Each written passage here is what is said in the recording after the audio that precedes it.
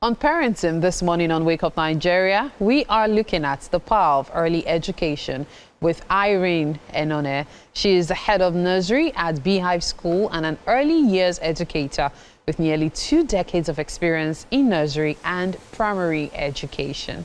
It is indeed a pleasure to have you in the studio with us today. How are you doing? Very well, thank you. Thanks for having me. Great. So I have a soft spot for teachers. Okay. It's something that I've built over the years since childhood. I just always feel I can pardon almost everything that a teacher does. The keyword, almost everything. But really, one of the things many people avoid having to deal with are young children, trying to teach them their homework or even trying to teach them at all. Yet that's something you seem passionate about. Now, for you, handling children, was it a passion that came from something else, or it's something that was inbuilt? You just always knew you were going to work with children?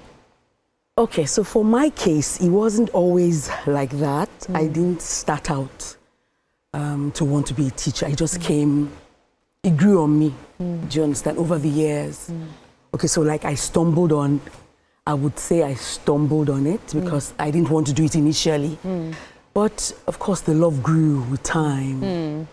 It grew, so the passion for young kids grew over time. So I fell in love with it. So here I am. Raising children is difficult enough. Teaching them is another matter entirely. For you, let's take a look at some of the instances, because the early education, that opportunity to capture the child early, can determine whether or not the child will be a whiz or a DITS, because you can lose the children's interest in education from that point. What counsel would you give to parents and to educators as well when it comes to early learning? Okay, like I always say, the early years stage is like the building blocks of a child's life. It's that time where the child gets the whole notion about themselves, about the outside world, about people. So at Beehive School, which is where I work, I would say creating a nurturing environment, you know, where the child feels loved, feels valued, a place where the child can explore and things like a nurturing environment really is what I would, you know. It's key for the child. Very, very key. I like practical instances. So let's imagine there's a child, for example, who hates to stay in class, absolutely detests it, always wants to run around the school or just be outside the 4 walls of the classroom. Now that child needs to get educated, right? The child has to study and all. How would you handle such? Okay, so we get that all the time. So at Beehive, yes, we do. You know, so at Beehive School, we do outdoor learning. You know, early years is now, it's a lot of hands-on experience working with children. So we do outdoor learning. For instance, if we're teaching let's say numbers, we take our materials outside. We go to the field.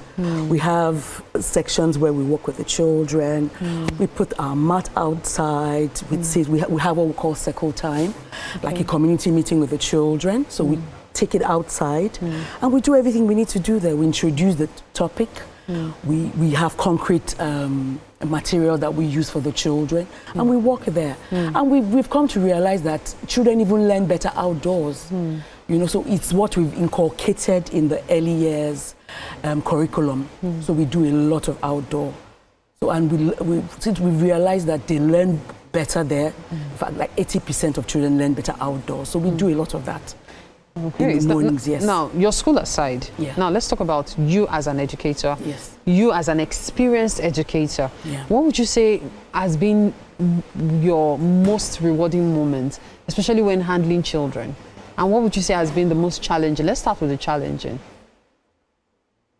Okay, the challenging will be children that come in that are very clingy, they don't want to settle down, so to speak. You know, in the initial first few weeks, some children don't settle in. So that would be a challenge. for us, but eventually they do.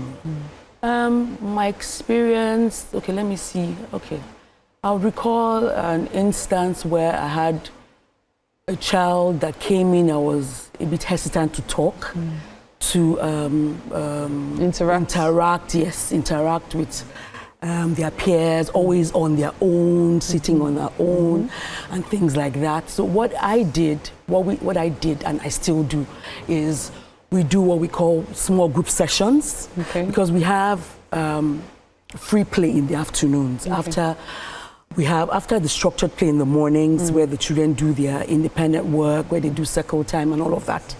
In the afternoons, after their lunch break, we do what we call free play. So they have small group interactions amongst themselves. So that's where you see them interacting with each other. They want to speak. Do you understand? So sometimes they replicate things that they've learned in the mornings amongst them. So we try to put those children, sometimes they want to stay on their own. They don't want to talk and all of things like that. So we try to put them with their peers, and you see them coming out of their shell. They're not as hesitant. They want to talk, they want to interact and things. So it has worked for me over the years. Now, I like to look at things from both angles, and that's why I was asking you questions that have to do with you as an educator, so that a parent watching you now can also look at things from your POV regarding how you handle many of these children. Now, on the other hand, as a parent, what are those things a parent can do to prepare a child for preschool? Because you might say the child is still young, but what are those things parents can do? Okay, so we usually encourage parents to read to their children, ask open-ended questions, to form an interaction, open-ended questions, and involve them in small tasks in the house, small cooking tasks. Send them on errands, gardening, and encourage them to try. Even if they fail, they should try again. Things like that, just little things like that. Yeah. So for you, preschool is what age? Because there have been that debate has been going on for so long, where people believe preschool means the child is 2 years, 3 years, while some people believe preschool is 4, 5 years. Even some people even argue that it should be 6. So as an educator, what would you say should be the standard? Okay, so we have different classes in the preschool, which is the nursery. Okay. So once they leave the crèche and they're mobile enough, they move to a toddler class. So that preschool basically starts from there. Okay. So that's about 2 years That's old. about 18 months. 18 months. We even have children that come in as early as 15. Once they're mobile toddlers, they're walking already. Okay. They're independent and they're walking. Yeah. So yes, they come into a structured environment, so we teach them daily routines, things that they can do. They have there's a timetable, so to speak. We have our circle time, we have our work period, where they work with hands-on. There's a lot of exploration, unlike the crèche, where they just feed and all of that. So for preschool, it starts for the toddler community. Okay. Like I said, from 15 months to 18 months. Okay. Then they move to a playgroup setting. At what age? 2 years. 2 years, okay. Yes. At 2, they move to playgroup. Okay. So at 3, they leave to nursery.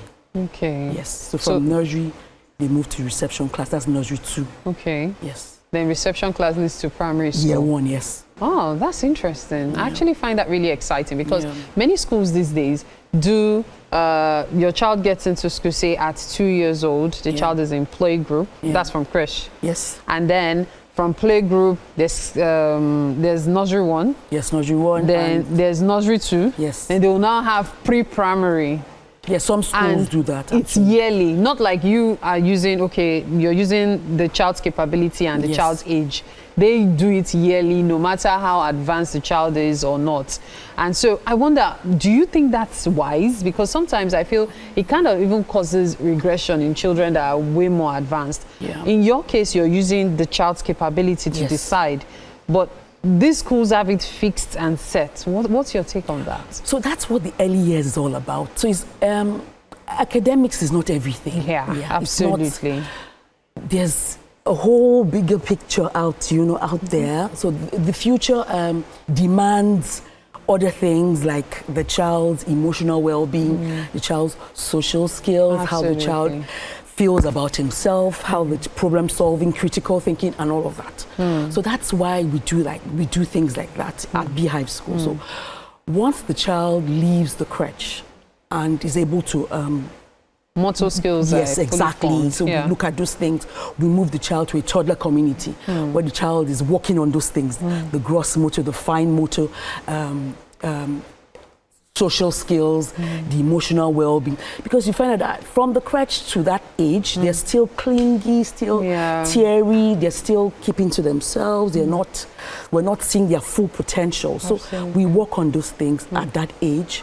Then when they move to the playgroup, they're a bit more matured. Then they move to the preschool like that and onward like that. Thank you so much, Irene and Enone. You've shed light on certain things, and I appreciate the fact that you were really honest about your opinion on certain things, because the school system, especially now, is confusing to many parents. So thank you so much indeed for your time, Irene. Thank you indeed. Thank you too. All right, at this point, we're heading straight to the kitchen because breakfast has been served.